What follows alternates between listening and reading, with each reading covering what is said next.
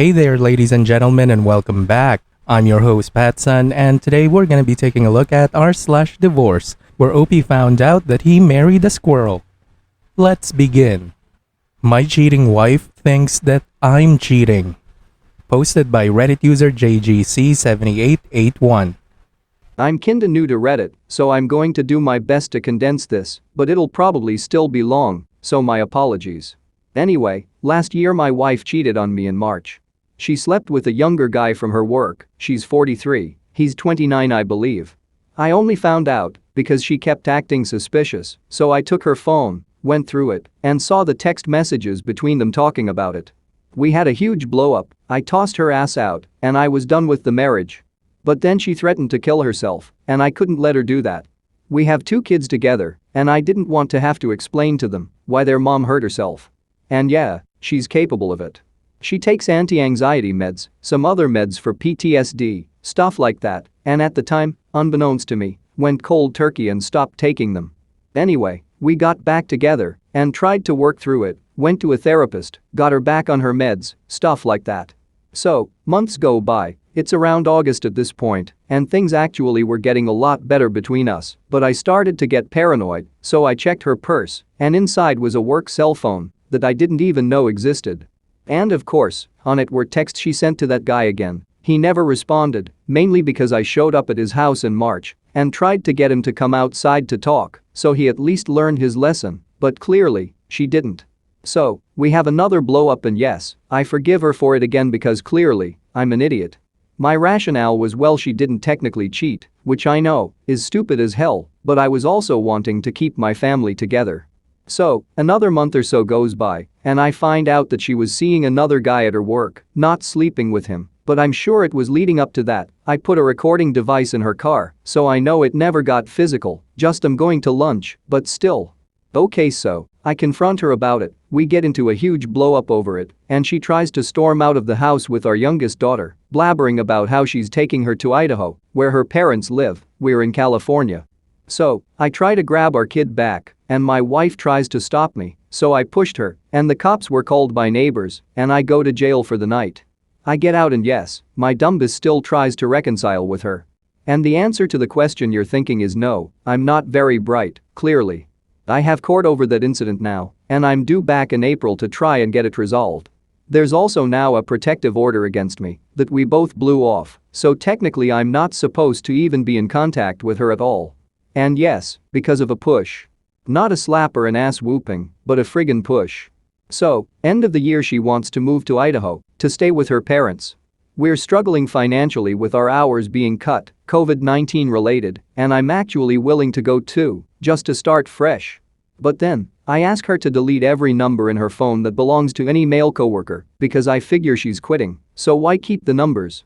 She refuses, claims I'm trying to control her, etc. So I just say fuck it then I'm not going, and I stay in California while she moves up to Idaho with the kids. Now, in order to afford to stay at the townhouse I'm renting, I need roommates, so I rent out the 2 empty rooms that belong to my kids, and I stay in the master bedroom. One of my roommates is a younger 21-year-old girl, and we've become good friends. And no, I'm not sleeping with her, for what it's worth.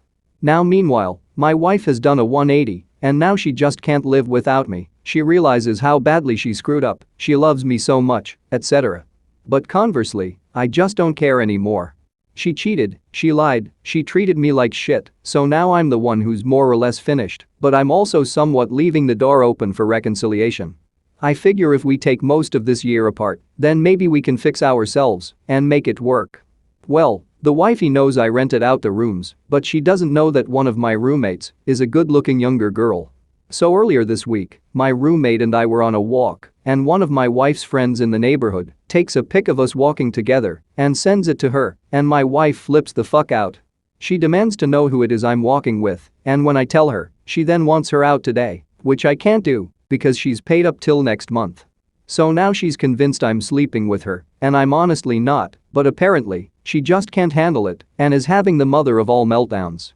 And now we're more or less finished for good this time, which I guess is ultimately for the best. Between child support and whatever court bullshit I'm going to be hit with, I'm sure my life will be very broke in the immediate future, and I really miss my kids quite a bit, but man, I actually feel relieved that it's over between us. I actually came here because I was feeling depressed and thought some insight would help, but writing this out just now helped me realize what a fucking nut she is and what a fool I've been to stay in the marriage for as long as I have.